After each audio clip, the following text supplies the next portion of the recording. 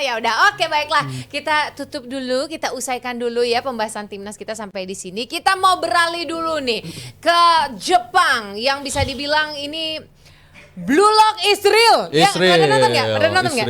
Enggak, gua Blue Lock enggak. Israel apaan sih? Blue Lock is real. Itu jadi salah satu kayak animenya Jepang yang dia mencari striker terbaik Jepang gitu karena ternyata Jepang yang gagal di Piala Dunia 2018 terus semenjak itu pemerintah melakukan pemusatan gitu ya, latihan mengumpulkan orang-orang untuk mencapai striker yang terbaik gitu. Dan kayak kesannya itu jadi real banget. Kenapa? Karena Jepang itu bisa ngejar loh. Bayangkan udah ketinggalan 2-0 sama Brazil, which is rajanya sepak bola. Masih bisa dibilang begitu nggak ya? Coba. JM Team jawab sendiri ya. Kira-kira Brazil masih bisa nggak dibilang sebagai raja sepak bola saat ini? Nah, udah bisa dikejar, menang 3-2. Jadi gimana nih?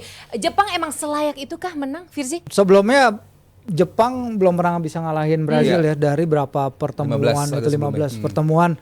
Dan ini kali pertama Brazil kalah walaupun udah mimpin 2-0 terlebih dulu. Dan ini buktiin emang kelas Jepang, kan gue pernah bilang di sini juga, nih Jepang kalau ditaruh di Nations League semifinal dapet sih gue bilang. Iya, karena mainnya enggak main-main lagi mereka, apa yang mereka bangun, apa yang mereka lakukan, teknik mereka, bahkan Jepang memaksa Brazil bikin 2 kesalahan anjir untuk golnya itu menurut gue udah high level banget. Makanya nggak heran ketika kita main di sana yang turun pelapis keduanya ya, abang-abangannya nonton aja di tribun dan mereka masih bisa dominate sejauh itu, kita jauhnya dari mereka sejauh itu. Dominan banget emang kalau ngeliat Jepang permainan mereka. Itu pun juga kondisinya pas lawan Brazil, kondisi mereka lagi nggak ideal banget juga gitu, karena pemain-pemain utamanya juga banyak yang absen, tapi ya itu identitas mereka bisa terjaga dan mereka tuh paling penting apa ya, kalau bahasa Mas Widi di Twitter tuh never say die attitude gitu. Never say die attitude. Mereka nggak tahu kapan mereka kalah kalau gue lihat, dan itu udah terbukti dalam beberapa Piala Dunia terakhir. Dan memang mungkin nggak bisa tembus lebih dari 8 besar, tapi cara mereka untuk tembus ke babak-babak seperti itu tiap tahun itu progresnya menaik terus gitu. Jadi mentalnya tuh pejuang terus ya. Pejuang banget. Kalah belakangan. Dan mereka tahu persis. Bener. Itu benar, gue liat interview si Shuto Mashino, penyerang mereka. Dia bilang waktu halftime kan tertinggal tuh ya 2-0. Terus di ruang ganti dia bilang nggak ada satu pemain pun yang menundukkan kepala. Dan vice captain mereka Minamino bilang bahwa jadikan ini momen sebagai momen yang akan diingat sepanjang sejarah kita. Ih, merinding. Yoi, dan benar-benar begitu masuk babak kedua, Bruno Guimaraes bilang bahwa begitu peluit babak kedua dimulai, blackout. Artinya bahwa Brazil itu benar-benar blackout menghadapi gempuran dari Jepang. Jepang tadinya kan dikenal sebagai tim ya udah Asia aja, yang punya kecepatan, agility bagus. Sekarang fisiknya bagus-bagus, gede-gede, compete sama Joelinton, compete sama Bruno, siapa beknya tuh? Bruno Fernandes, Bruno siapa lagi tuh? Bruno Fabrizio yang akhirnya bunuh diri ya. Iya, kena. Itu bagus. Dan tadi Rizal udah jelasin bahwa ini bukan tim terbaik Jepang juga. Ito cadangan.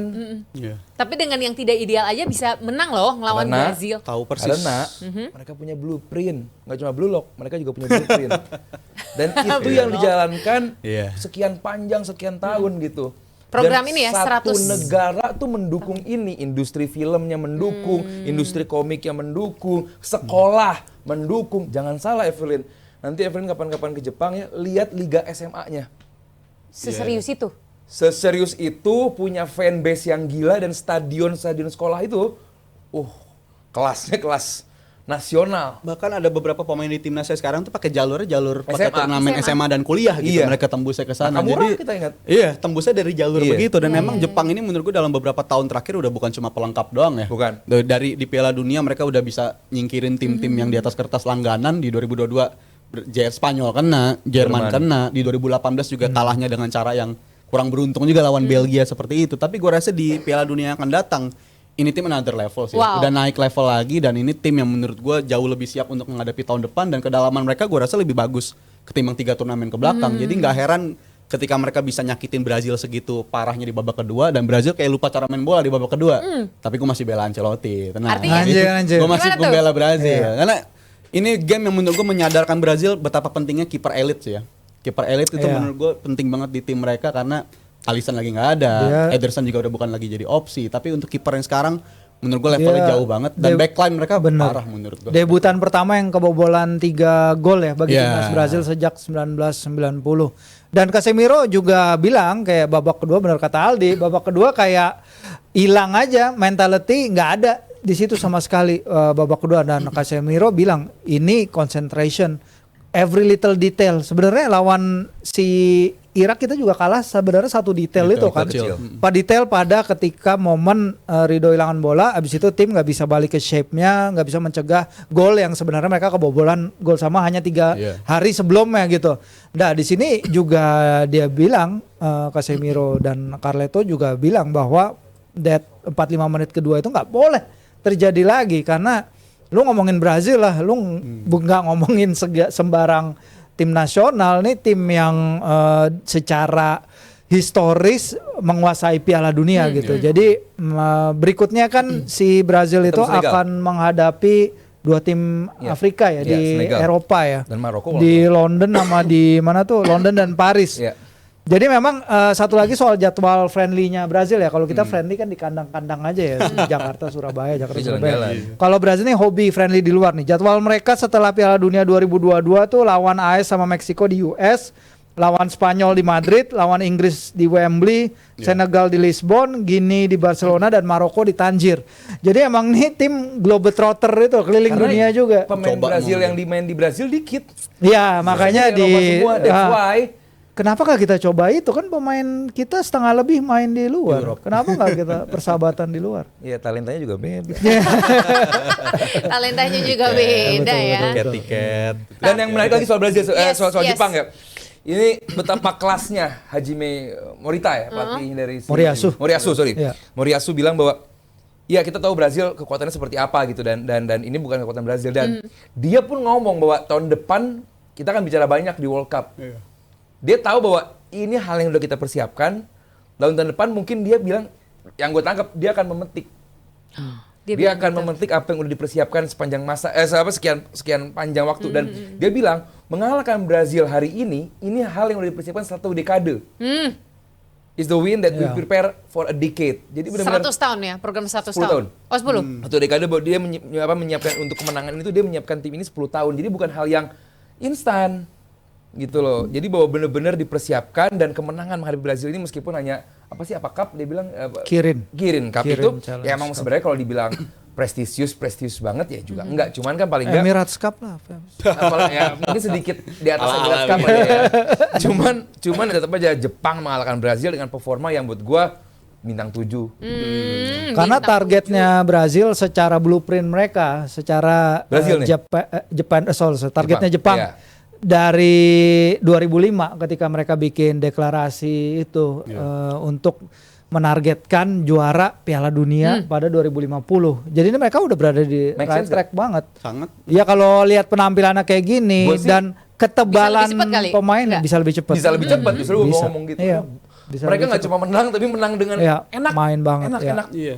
Dan naik tangganya tuh jelas gitu. Mereka 1 step dulu naik, abis itu ngebuktiin kalau di Asia mereka udah nggak ada lawan. Itu kan cara-cara awalnya dulu gitu. Dan menurut gue kedewasaan mereka ketika tersingkir di Piala Dunia sebelumnya tuh mereka nggak terlalu yang gimana-gimana banget responnya. Tapi kalau kalah di 16 besar, oke, tahun depan kita upgrade, nyampe di 8 besar. Oke, kita kalah di sini, upgrade. Jadi menurut gue sesuatu yang udah mereka persiapkan dan itu bukti kalau mereka udah melakukan hal itu dengan secara matang gitu. Dan pemain-pemain mereka kan kayak Endo sebenarnya juga di Liverpool kartu mati itu di musim ini. Di Liverpool di musim ini dia kartu mati. Tapi menurut gue di Jepang ketika dia bermain itu jadi pemain yang berbeda banget. Walaupun pas lawan Brazil nggak ada ya. Tapi semua pemain mereka bisa melakukan porsinya masing-masing. Dan cukup untuk ngelakuin itu gitu. Lu lihat di bench mereka ada siapa? Ada Makoto Hasebe, ada Yuto Nagatomo, pengalamannya juga tebal. Ada Hiroshi Nanami. Ini pemain-pemain yang udah main di Piala Dunia yang udah menangin gelar di Eropa. Keren ini. Berarti kalau ngelihat Jepang ini baik dari secara teori permainannya, skema permainannya sampai bagaimana dia punya langkah-langkah yang tadi Rizal bilang itu semua itu kayak nggak ngomong doang, tapi benar-benar ini kayak oke, kita tahu apa yang kita lakukan kok, dan kita punya program ke sana. Tadi bahkan Aldi juga bilang dalam 1 dekade terakhir aja progresnya sangat pesat sekali kan. Nah ini memang membuktikan bahwa berprestasi lewat proses itu nyata ya lewat Jepang ini. Harus kita contek lah. Harus kita contek, benar. Tadi kalau Rizal bilang tangga demi tangganya tuh dilalui, jangan naik lift. Iya. Jangan Satu-satu. naik lift. Capek Sakit emang. tangan. Capek emang. Capek emang. Betul. Satu-satu Capek emang, tuh. butuh waktu, keringat, tenaga. Iya. Cuman hasilnya bakal beda. Mending konsisten ya, konsisten bertumbuh pelan-pelan daripada Iya. naik turun tanpa kejelasan. Iya. Asik banget. dia. Alright.